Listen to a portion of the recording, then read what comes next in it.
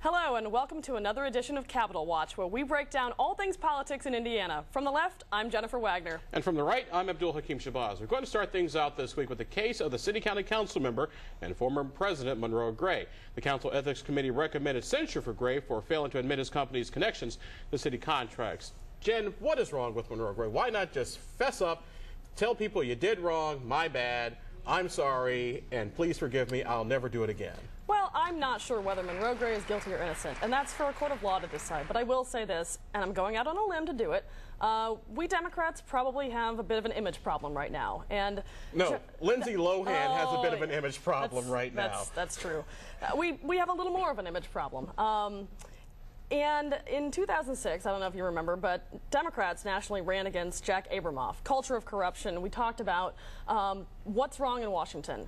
Last year, Republicans did the same thing to us in this county, and they used Monroe Gray. So I think maybe it's time for Democrats to do a little internal assessment, and it doesn't have to be public, but figure out what we're going to do about this image problem. You see, because that's the one thing that I can't understand. It's one thing if you may have one member who's strayed a little bit, but you've got Monroe Gray and his issues. You've got Paul Bateman and his issues with the Russell Foundation. You've got Doris Minton McNeil and her issues. I mean, there are only, what, 13 of them there, and what, one out of every four has got some kind of problem. I mean, where's the Joanne Sanders? Where's the Jackie Needus? Where's the Mary Moriarty Adams to step up and say, hey, this behavior is unacceptable? Well, I think there's a lot of internal strife in the caucus. I mean, we were not used to being in the minority, and now we've got some members of the caucus who are doing some things that are attracting bad attention.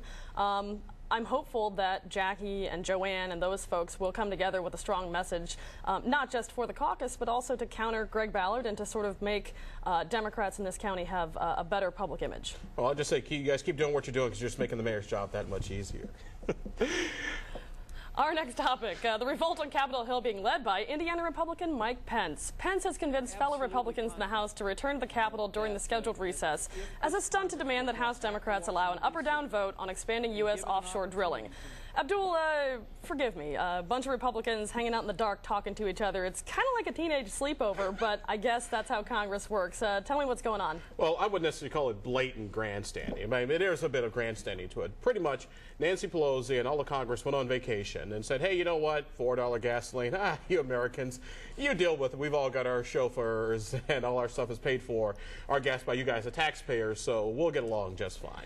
I mean, I see what Pence and those guys are trying to do. It'll be effective. I mean, if you're Limbaugh or Hannity, this is gold. I don't think it'll matter in the grand scheme of things. But apparently something must have worked because Barack Obama has now publicly changed his position on offshore drilling and say, hey, you know what, maybe it's not a bad idea. Well, here's the issue with offshore drilling. I think Republicans, we saw about 3-4 weeks ago, they started to talk more about this and grandstand on it, and it's obviously polling well for them. Maybe the only issue this cycle it's polling well. The problem is that you have a Barack Obama or a lot of Democrats that go, yeah, okay, I'm for that. That's fine. Now, what else are you going to do? And that brings Republicans back to ground zero, where they don't have anything else to talk about. So, short-term, successful. I don't think necessarily takes them to ground zero, because when you have the Democratic candidate for president saying, yes, let's drill offshore, but you have the Speaker of the House saying, I don't think so. I mean, you would think that Barack would stop by and say, hey, Nancy, what are you doing? Come on, help a brother out here. Well, you know, and let's do some offshore drilling. Here's another counterpoint to that is Mike Pence, you know, if he really wanted Congress to come back and take up this issue, the president has that authority. He can call the Congress back to deal with this issue, but he hasn't done it. So are Mike Pence and George Bush on different pages? I don't know. No, they're just on different continents right now because the president is in Asia. I would argue that the president hasn't been on this continent in a long time. Getting ready to head over to the Olympics. Let's move on to the next one. Will Cabell be a point of contention between Mitch Daniels and Joe Long Thompson? The privatization, or modernization, as some of us like to call it, of government services. FSSA has stopped the rollout of its new services because of delays in handling applications for assistance. Now, I know, Jen, that folks on your side of the fence are going to say, see, privatization doesn't work. The federal government stopped this program in a halt, but now that the facts have all come out, it was the governor's people who put things to halt because of an act of God, which was called flooding.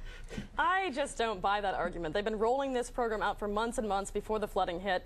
And, you know, the nuance of, well, we actually stopped it, but the federal government said we should.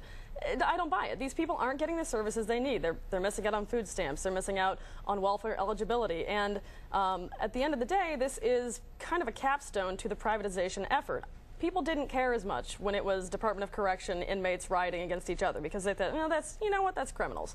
these are real people, and they're people who are losing their jobs and having to rely on the system that they've paid into to get these benefits, and they're not getting them. Now, is the system perfect? No, of course it's not perfect, and only somebody who's insane would say the system is perfect and everything is fine. However, it's a lot better than the old system of doing things, and trust me, if Jill Long Thompson became governor, I don't see her going back to the old way of delivering services either. And what I thought was even more interesting was that the one person that everybody found in the media to make a big stink about this whole system wasn't even on it in Marion County, where there was no automation. Well, that was the star, and you know, they made a mistake, and I think they owned up to that. But the bigger issue is, and I think Jill Long Thompson will make this a campaign issue, though she hasn't kind of jumped on board yet, is that this is what the governor stands for. I mean, he doesn't just do it in welfare privatization. He's done it across the board, and I just saw today where I think the chamber's pushing for the lottery privatization. He's going to continue doing it, and that's what the election is about. Do you want this to keep happening where private companies who are not accountable directly to the public oversee our services, or do you want the people? Or do you want an unelected government bureaucrat who's not directly accountable to the public? I would argue that the Hoosier Lottery has become more accountable in the last year since Esther Schneider was dismissed or left on her own devices. But that's another topic entirely. For next time.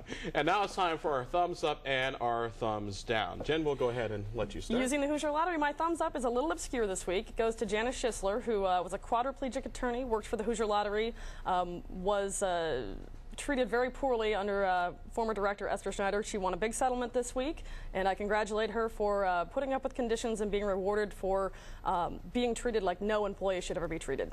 Well, my thumbs down goes to Marion County Sheriff Frank Anderson. Frank Anderson, when times of tight budgets and when the city is going broke, decided, hey, I'll request a budget of a $26 million increase, which kind of makes me wonder, what is that man thinking if he's actually thinking at all?